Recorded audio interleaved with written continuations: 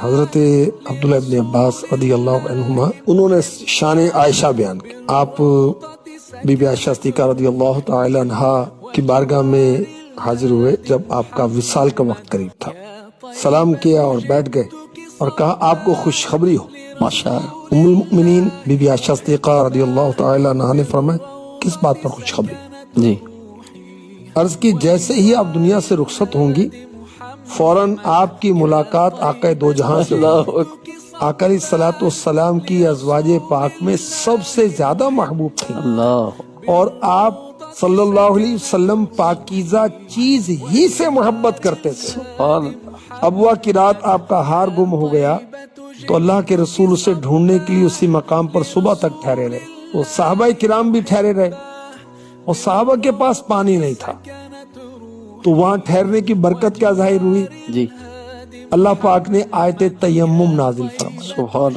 حضرت عبداللہ ابن عباس رضی اللہ عنہما شان عائشہ بیان کرتے ہوئے کہتے ہیں کہ آپ کے سبب اللہ نے اس امت کے لیے تیمم کی رخصت کا اعلان کیا. اللہ اللہ اللہ. اور جب آپ پر تہمت لگی تو اللہ پاک نے آپ پر طہارت و پاکیزگی کے بیان پر مشتمل قرآنی آیات نازل فرمائے. سبحان.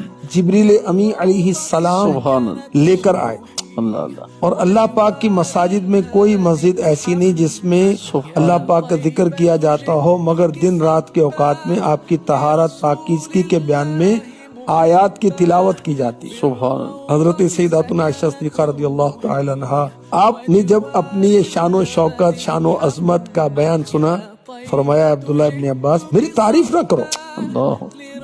قسم ہے مجھے میرے پاک پروردگار کی جس کے قبضے قدرت میں میری جان ہے میں تو پسند کرتی ہوں کہ نسیم منسین ہو جاتی بھولی بسری ہو جاتی اللہ. میرا نام و نشان نہ ہوتا. ہائے ہائے. ایک تو صحابہ کی محبت صحابہ کی تعریفیں کر رہے ہیں. سبحان اللہ. آپ کی عاجزی آپ کی انکساری کمال. خوف خدا اللہ کی بارگاہ میں حاضری اللہ. تو اس خوف خدا کی بنا پر اللہ والے ایسی باتیں کرتے تھے. اللہ.